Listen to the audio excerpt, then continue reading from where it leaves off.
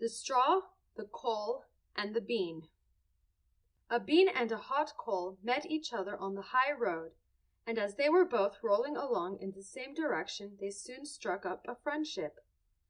Presently they were joined by a straw, and the three began talking together. They were all going out in the world to seek their fortunes. "It is just a bit of luck that I can travel about in this way," said the bean. "If I had not been a stout, active fellow, I would have been boiled into soup by now.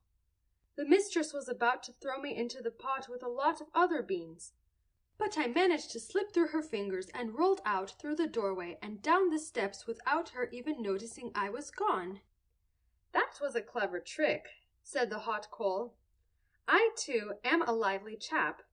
I and my brothers were set to heat a kettle, but I jumped out of the fire, and I was so hot the cook did not dare to touch me.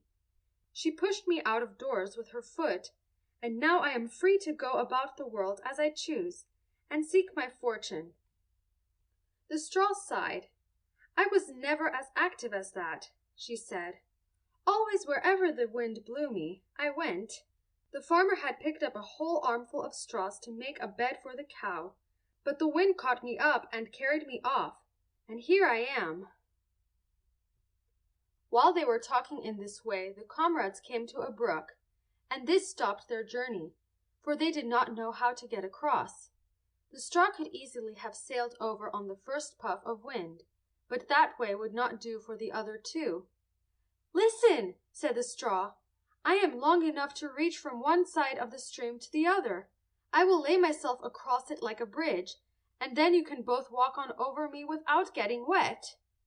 To this plan the other two were glad to agree, so the straw laid herself across the stream. "You go first," said the bean, for he was a cautious fellow, and wanted to see whether the bridge was safe before he tried it.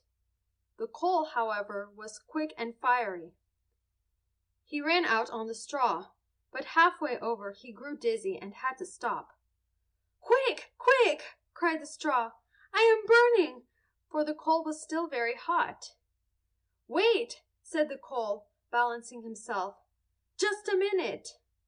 But the straw could not wait even for a minute. The coal had burned through it, and down they both went into the water, the coal hissing as it fell. That seemed so comical to the bean that it began to laugh. It laughed and laughed. It laughed so hard that at last it split its skin, and that would have been the end of it if a tailor had not chanced to come by just then.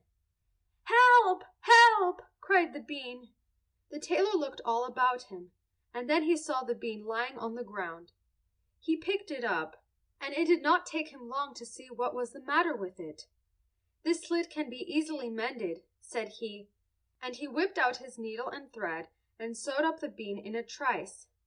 Unluckily he had only black thread, and the stitches made a line of black down the side of the bean.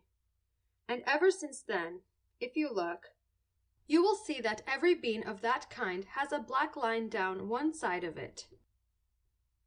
End of The Straw, the Coal, and the Bean.